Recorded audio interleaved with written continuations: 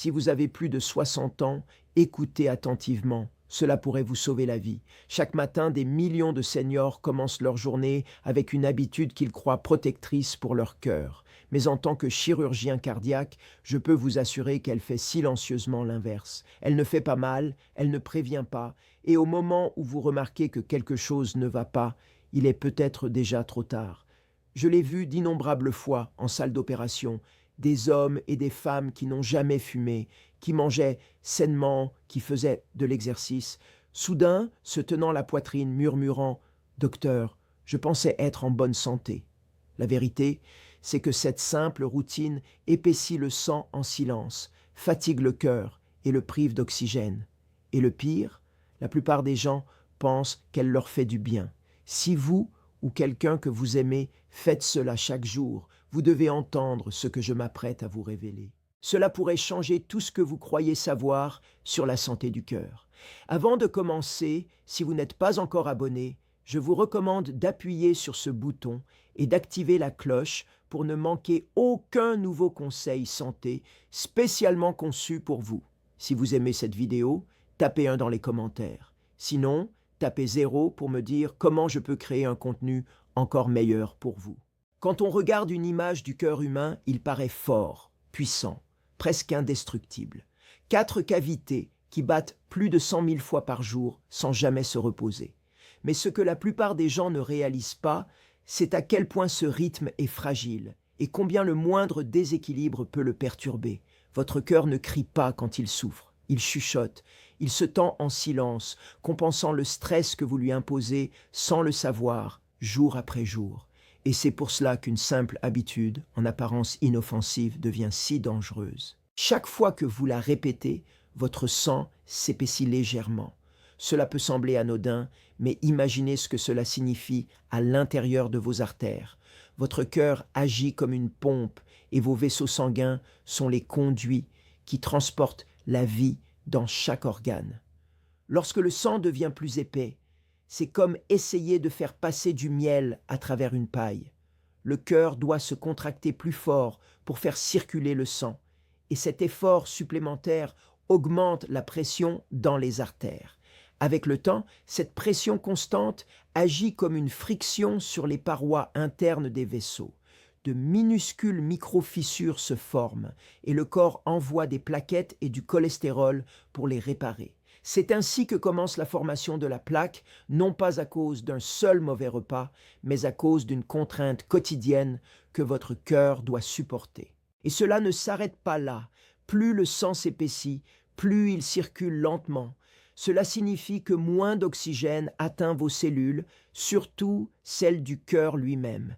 Chaque battement est une promesse, une poussée de sang riche en oxygène envoyé pour vous maintenir en vie.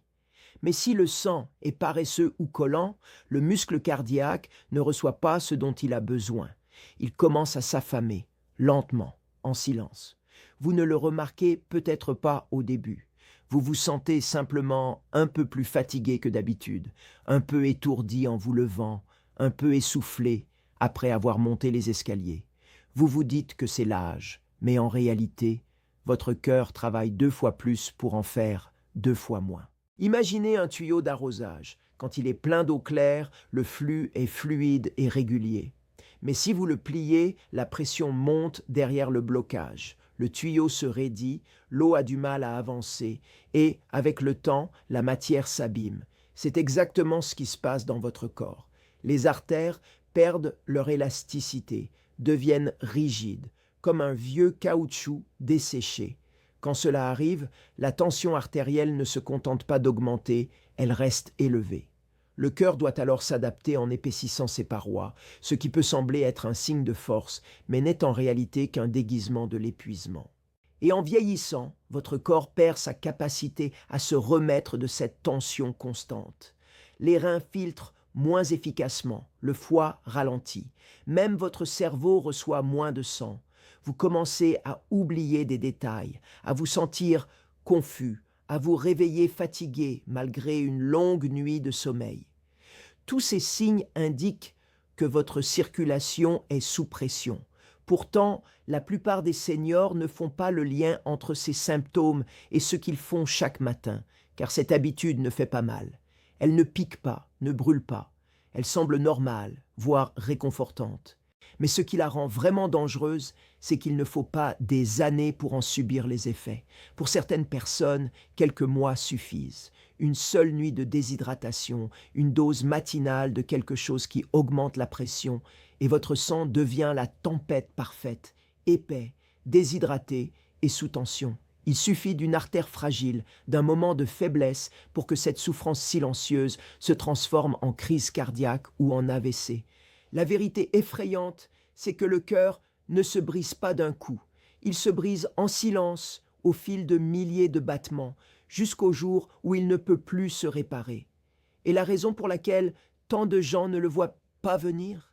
Parce que l'habitude qui en est la cause paraît si ordinaire, si banale, que la plupart n'y pensent même pas avant de la refaire le lendemain matin. La salle d'opération a un son qu'on n'oublie jamais. C'est le rythme régulier du moniteur cardiaque, le léger bourdonnement des machines et le murmure d'une équipe chirurgicale parfaitement synchronisée. Mais parfois, ce rythme change, il ralentit, le vacille, et à ce moment-là, on sent chaque personne dans la pièce retenir son souffle. C'est ce qui est arrivé à M. Reynolds, un ingénieur à la retraite de 72 ans, venu en pensant qu'il souffrait simplement d'une légère oppression thoracique. Au moment où il est arrivé à l'hôpital, son cœur battait à peine. Quand j'ai ouvert sa poitrine, j'ai vu les dégâts immédiatement. Ses artères étaient dures, rigides, comme de vieux tuyaux d'arrosage ayant perdu toute souplesse. Les vaisseaux, qui auraient dû être souples et élastiques, étaient crayeux et fragiles. Des années de tension silencieuse avaient laissé leur marque. Il n'était pas en surpoids, il n'avait jamais fumé.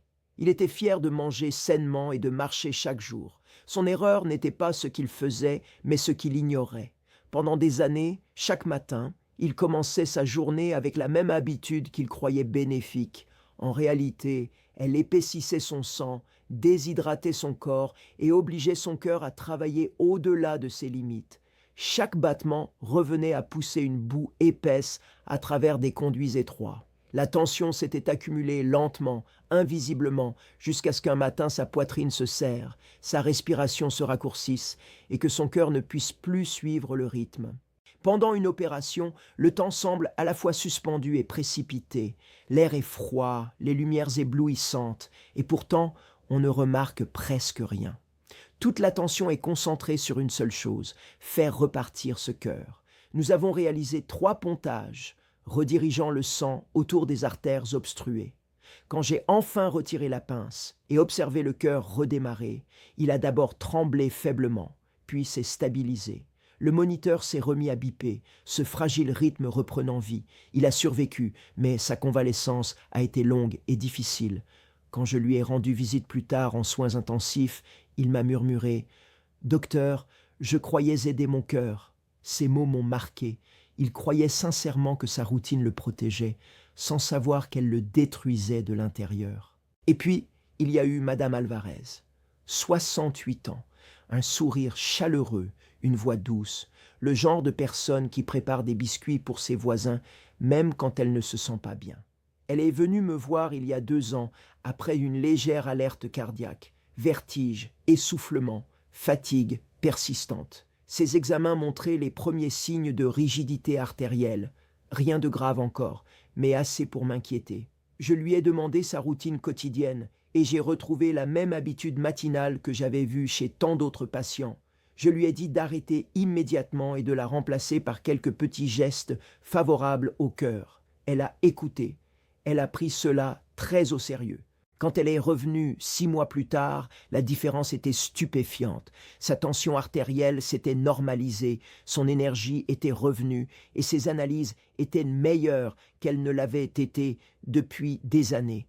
Elle m'a dit « Docteur, je ne pensais pas qu'un si petit changement pouvait faire une telle différence. » Et pourtant, c'est le cas. Sa circulation s'était améliorée, son rythme cardiaque s'était stabilisé et sa fatigue avait disparu. Ce n'était pas un miracle, c'était de la biologie. Dès qu'elle a cessé de forcer son cœur à travailler plus qu'il ne le fallait, Son corps a commencé à se réparer de lui-même. J'aimerais que toutes les histoires se terminent comme la sienne, mais ce n'est pas le cas. Chaque semaine, je rencontre des patients qui me rappellent Monsieur Reynolds, des personnes persuadées d'agir correctement, découvrant trop tard qu'elles blessaient, sans le savoir, l'organe même qui les maintenait en vie. Ce qui me brise le cœur en tant que chirurgien, c'est de savoir que ces tragédies sont évitables, qu'un simple changement pourrait sauver des milliers de vies. Quand je marche dans les couloirs de l'hôpital la nuit et que j'entends le léger bip des moniteurs cardiaques, je pense à eux deux, un cœur réparé mais affaibli à jamais, l'autre redevenu fort parce que le mal a été stoppé à temps. Et c'est pour cela que je parle avec autant d'urgence. C'est pour cela que je vous supplie, pas que je vous avertis, je vous supplie d'arrêter. Ce n'est pas l'ignorance qui pousse la plupart des seniors à conserver cette habitude, c'est la confiance en ce qu'on leur a répété pendant des années, la confiance dans ce qui est écrit sur les étiquettes, la confiance dans ce que les publicités, les magazines et même certains médecins ont autrefois présenté comme bon pour le cœur. Je ne peux pas compter le nombre de fois où je me suis retrouvé face à un patient lui expliquant la véritable cause de ses problèmes cardiaques et voyant son visage se décomposer dans l'incrédulité. Il ne discute pas, il murmure simplement, mais je pensais que c'était bon pour la santé. Et je comprends cette réaction, parce que le monde a fait un travail remarquable pour rendre les choses dangereuses inoffensives en apparence. Si vous entrez dans n'importe quel supermarché, vous le verrez partout, des mots comme bon pour le cœur, énergisant, pauvre en graisse, approuvé par les médecins. L'emballage est apaisant, lumineux, souvent bleu ou vert, conçu pour inspirer la confiance et la sécurité. Vous verrez des seniors souriant sur la couverture, se tenant par la main ou courant au soleil, vous donnant l'impression que c'est ça, la santé. Mais à l'intérieur de ce même produit se trouve exactement ce qui épaissit votre sang, augmente votre tension et force votre cœur à travailler plus fort. La vérité, c'est que la plupart de ces entreprises ne se soucient pas des conséquences à long terme. Elles se soucient de ce qui se vend aujourd'hui. Il en va de même pour certaines routines matinales. On dit aux seniors « Commencez bien la journée » ou « Renforcez votre santé cardiaque avec ceci » et ils suivent ces conseils parce qu'ils semblent logiques. Ils veulent prendre soin d'eux-mêmes, ils veulent vivre plus longtemps, rester actifs et protéger le cœur qui les a maintenus en vie pendant des décennies. Alors ils se créent des habitudes, des rituels quotidiens qui leur donnent un sentiment de discipline, voire de fierté. Mais ce qui semble responsable en surface peut être profondément nocif lorsqu'on comprend comment le cœur fonctionne réellement. C'est là toute l'ironie. La routine qui donne un sentiment de contrôle finit souvent par l'heure en privé. J'ai eu des patients qui pensaient faire preuve de discipline en évitant le petit déjeuner et en commençant directement par leur booster d'énergie du matin. Ils pensaient que sauter l'hydratation les rendait plus forts, que dresser le corps à supporter moins d'eau développait la résistance. D'autres se chargeaient de produits pauvres en sodium, sans réaliser que les conservateurs cachés étaient bien pires. Et presque tous croyaient que si un produit était vendu en pharmacie ou destiné aux seniors, il devait être sûr. Mais ce que vous ne voyez pas sur ces étiquettes, c'est l'impact réel de ces habitudes sur l'équilibre délicat de votre système cardiovasculaire, l'hydratation, la viscosité, la circulation de l'oxygène. Les dommages ne se manifestent pas immédiatement, donc cela semble anodin, jusqu'à ce que soudainement, ça ne le soit plus. Du point de vue d'un chirurgien, la différence entre ce que les gens croient et ce que nous voyons réellement à l'intérieur du corps est choquante. J'ai ouvert des thorax et vu des artères dures comme du verre, des vaisseaux trop étroits pour un pontage, des cœurs tellement gonflés par la pression qu'ils battaient à peine d'eux-mêmes. Et presque à chaque fois, le patient n'en avait aucune idée. Il pensait faire comme tout le monde, comme les magazines et les publicités de bien-être lui disaient de faire. Ce n'est pas leur faute. Ils suivaient des conseils qui ne venaient pas de ceux qui voient le cœur humain de près. Et voici ce qui est le plus triste. Beaucoup de seniors ne remettent jamais ces routines en question parce qu'ils ont passé toute leur vie à valoriser la constance. Ils croient que la régularité, c'est la santé. « Je fais ça tous les jours depuis 30 ans », disent-ils fièrement. Mais la régularité n'aide que si l'habitude elle-même vous aide. Quand ce n'est pas le cas, chaque jour où vous la répétez, vous renforcez le cycle même qui use votre cœur. C'est pourquoi je parle de tout cela avec à la fois frustration et compassion. Il ne s'agit pas de blâmer, mais de prendre conscience. Le système vous dit de faire confiance aux slogans, aux chiffres et aux tendances, mais votre cœur ne lit pas les étiquettes. Il ne réagit qu'à ce que vous lui faites subir. Et parfois, le changement le plus simple, comme boire avant votre café du matin ou supprimer un produit que vous pensiez sûr, peut faire la différence entre des dommages silencieux et une protection durable. Alors, pendant que vous écoutez ceci, demandez-vous honnêtement, reconnaissez-vous cela dans votre propre routine? Y a-t-il quelque chose que vous faites depuis des années simplement parce que vous pensiez que c'était bon pour vous? Si cette question vous fait hésiter, tant mieux, parce que cette hésitation pourrait bien être le premier vrai moment de repos que votre cœur ait eu depuis longtemps. Il y a une bonne nouvelle dans tout cela, et c'est la partie que j'aime le plus dans mon métier. Le cœur est incroyablement indulgent. Même après des années de tension, d'inflammation et de négligence, il veut guérir. Il est conçu pour s'adapter, se réparer et vous maintenir en vie malgré presque tout. J'ai vu des patients revenir d'une insuffisance cardiaque plus fort qu'ils ne l'auraient jamais cru possible, simplement en changeant une seule habitude quotidienne. C'est pourquoi cette prochaine partie est si importante. Arrêter la mauvaise habitude ne suffit pas. Il faut la remplacer par quelque chose qui aide votre cœur à se rétablir. Et la beauté de cela, c'est que le remplacement est simple, naturel et ne coûte rien. Commencez votre journée en donnant à votre cœur ce dont il a le plus besoin, du liquide et de l'oxygène. Avant de toucher à quoi que ce soit d'autre, buvez un grand verre d'eau, à température ambiante, pas froide, dans les 15 premières minutes après votre réveil. Pendant la nuit, votre corps perd de l'eau en respirant et en transpirant. Au matin, votre sang est plus épais et concentré, comme un sirop resté dehors toute la nuit. C'est pour cela que les crises cardiaques et les AVC surviennent le plus souvent tôt le matin. Le sang circule lentement et le cœur doit forcer davantage pour le faire circuler. Se réhydrater immédiatement fluidifie le sang juste assez pour réduire la pression, offrant au cœur un soulagement avant même que la journée ne commence. Si vous voulez aller un peu plus loin, ajoutez une pincée de sel minéral ou un filet de jus de citron frais.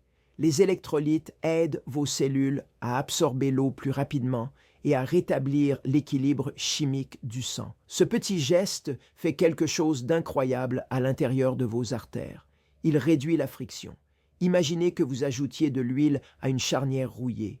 Plus le mouvement est fluide, moins il y a de tension et plus votre cœur peut travailler en silence. Ensuite, faites attention au moment où vous prenez vos médicaments.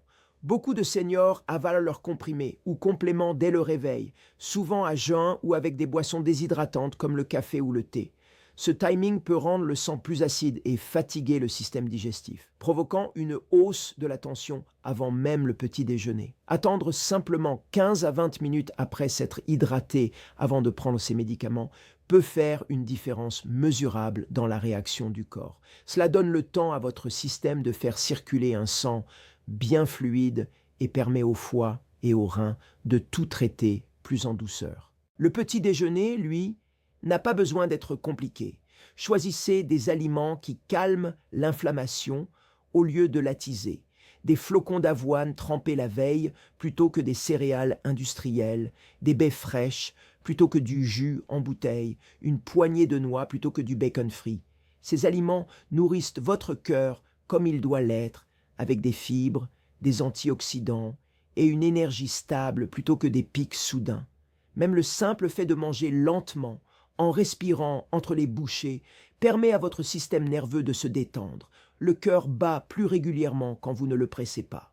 Et si vous voulez ajouter une dernière touche à votre routine matinale, sortez quelques minutes au soleil pour bouger doucement. Ce n'est pas forcément de l'exercice. Une marche lente ou quelques étirements en respirant profondément suffisent. Chaque inspiration élargit votre poitrine, masse votre cœur et envoie à votre corps un message de sécurité. Ce sentiment de sécurité est quelque chose que beaucoup de seniors négligent, mais c'est l'un des remèdes les plus puissants qui soient. Le stress et les inquiétudes chroniques resserrent les artères autant qu'une mauvaise alimentation ou qu'une déshydratation. Apaiser l'esprit, c'est apaiser le cœur. J'ai vu des patients passer d'une fatigue quotidienne à une énergie rayonnante grâce à ces simples changements. Non pas à cause de compléments coûteux ou de régimes compliqués, mais parce qu'ils ont offert à leur cœur les conditions dont il avait besoin pour guérir. Le corps n'exige pas la perfection, il répond à la constance. De la même façon qu'il s'est adapté à des habitudes nocives, il peut s'adapter à des habitudes réparatrices. Tout ce qu'il demande, c'est que vous commenciez. Alors demain matin, avant de tendre la main vers votre tasse habituelle, votre pilule ou votre boisson santé en bouteille, faites une pause, versez ce verre d'eau, prenez une respiration lente, sentez votre cœur battre, non pas dans la panique ou l'épuisement, mais dans une gratitude silencieuse. Il a travaillé pour vous à chaque seconde de votre vie, à pardonner vos erreurs, réparer ce qu'il pouvait, sans rien demander en retour. Votre cœur a pardonné des décennies de stress. Offrez-lui une bonne habitude pour le remercier. Il y a une dernière chose que je dois vous dire, quelque chose dont on parle rarement, même dans les milieux médicaux. Vous pouvez tout faire correctement le matin, rester hydraté, bien manger, gérer votre stress, et pourtant, sans le savoir, imposer à votre cœur une tension silencieuse chaque nuit. Cela se produit dans les heures qui précèdent le coucher, au moment même où vous pensez que votre corps se repose, alors que votre cœur, lui, lutte pour garder l'équilibre. Je parle des habitudes nocturnes qui annulent en silence tous les bienfaits de votre journée. Voici la vérité, votre cœur ne dort jamais.